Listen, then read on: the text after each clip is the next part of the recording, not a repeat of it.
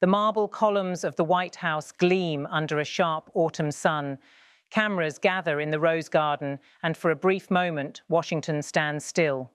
The press corps leans forward, pens poised, as President Donald Trump steps up to the podium. His voice carries that familiar cadence, part confidence, part defiance.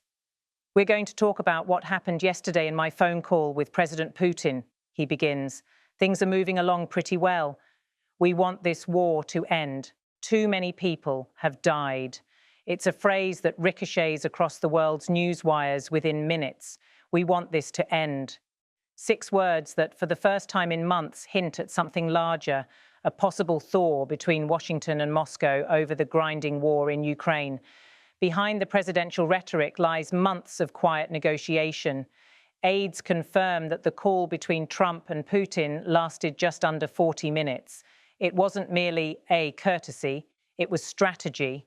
According to senior officials, the discussion touched on a roadmap first sketched in Alaska during back-channel talks weeks earlier, talks that focused on territorial lines, prisoner exchanges, and an interim security mechanism to halt frontline fighting.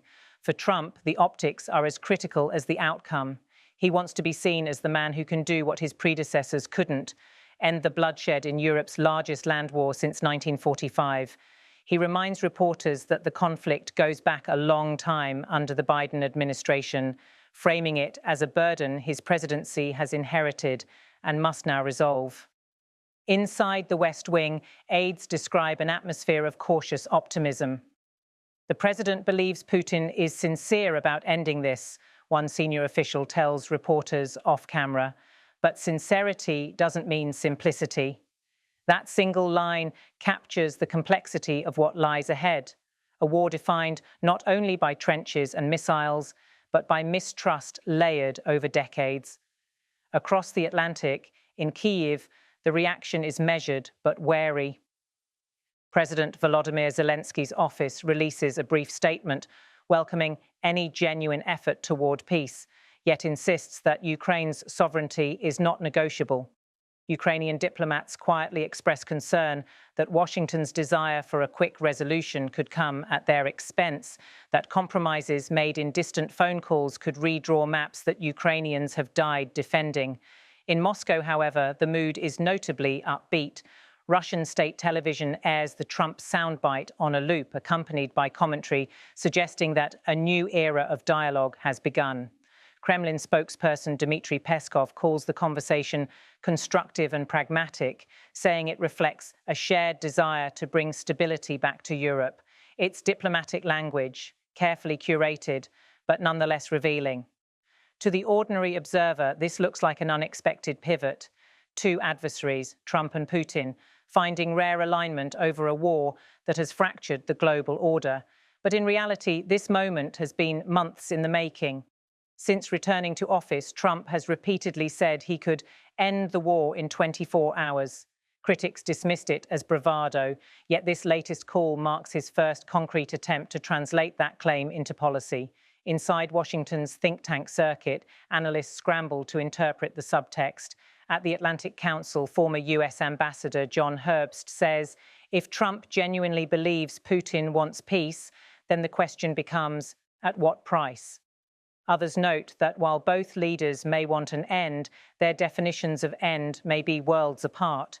For Trump, it's about closure, a geopolitical win he can sell to the American public. For Putin, it's about consolidation, cementing territorial gains under a veneer of negotiation. Back at the White House, the president appears unfazed by skepticism. Standing before reporters, he doubles down. "We want this to an end. Too many people have died, and we're going to get it ended." The repetition is intentional. It signals both urgency and conviction, a deliberate effort to show resolve while steering the narrative toward peace. What happens next, though, is less about words and more about leverage. The United States continues to supply Ukraine with defensive systems, but Trump has hinted at reviewing aid structures to push Kyiv and Moscow toward talks. Sources confirm that U.S. envoys are coordinating discreetly with Turkish and Qatari intermediaries to explore a framework, a ceasefire corridor that could freeze hostilities before year's end. Across Europe, allies tread carefully.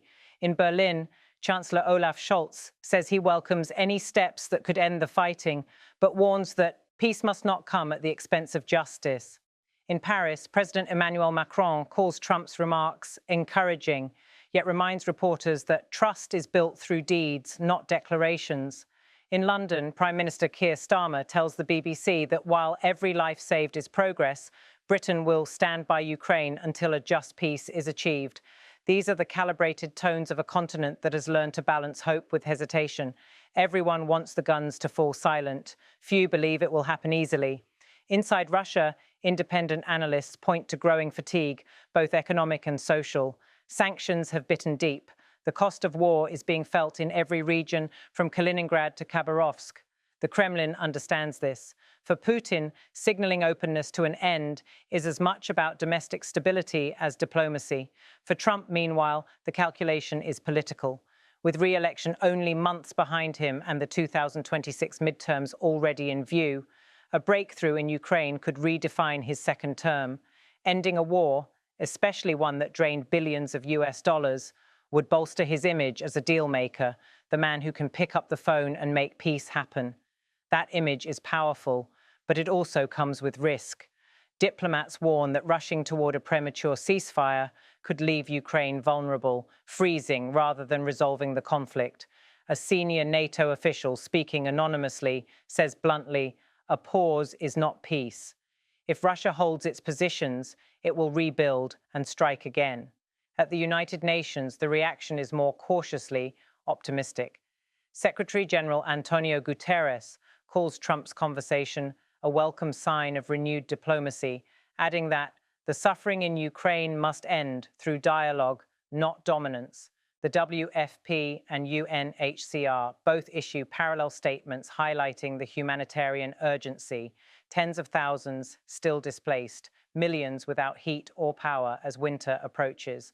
On the streets of Kyiv, those words feel distant. In a cafe near Independence Square, 26-year-old Irina Hrytsenko scrolls through the news on her phone. "If they stop the bombing, of course we want that," she says. "But if peace means losing our land, then it's not peace." Her sentiment echoes across Ukrainian social media, a blend of exhaustion and defiance. Back in Washington, Trump's communications team works swiftly to shape the message. They release a short video montage, footage of the president on the phone, intercut with clips of U.S. flags and families of veterans, captioned "Ending Wars, Restoring Peace." Within hours, it racks up millions of views online. Critics on Capitol Hill are less impressed. Senator Lindsey Graham tells reporters, "It's one thing to talk to Putin, it's another to trust him. We need to see concrete steps before claiming victory." Meanwhile, Democrats question whether Trump is using diplomacy as distraction amid ongoing investigations into Russian interference claims resurfaced by the Senate Intelligence Committee.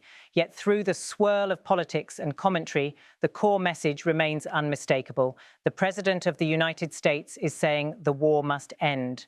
Behind closed doors, senior Pentagon officials brief the president on new intelligence, suggesting that Russian forces are consolidating defensive positions around Zaporizhzhia and Luhansk, a sign perhaps that Moscow is preparing for negotiation, not offense. US advisors see an opening. One calls it a rare moment when both sides want out, for different reasons. Inside the Situation Room, Trump listens, arms folded, then asks a simple question. What does it take to end it this year? It's a line that, according to an official present, shifts the tone of the meeting entirely. As night falls over Washington, the city buzzes with speculation. Cable networks flash banners reading, "Trump says Putin wants to end war." The phrase reverberates through newsrooms from New York to London, from Doha to Tokyo. At its core, it is both a statement and a gamble, a public trust extended to a longtime rival whose next move is never certain. Across the Potomac, lights burn late in the State Department. Diplomats are drafting what one aide calls a provisional framework for dialogue, an outline that could be taken to the G20 in Seoul next month. It includes humanitarian corridors, a mutual withdrawal plan from frontline towns, and a proposal to station international monitors along the Dnieper River. Officials stress it's just a starting point, But for families on both sides of the conflict, any starting point is something. By midnight, Trump's quote, "We want this to end," has been translated into dozens of languages and retweeted millions of times. For some, it's a sign of hope. For others, a reminder that words are cheap and wars are not. The next morning, the president enters the Oval Office, flanked by his national security team. On his desk lies a folder marked Ukraine Call Summary. He signs it with a black marker, leans back and says quietly, "They didn't believe we'd get this far." An aide smiles cautiously, because in Washington, nothing is done until it's done. And yet, for the first time in a long while, the possibility of peace is being spoken aloud, not as a dream, but as a plan that began with a call from Washington to Moscow, a call that may reshape the map of Europe once again.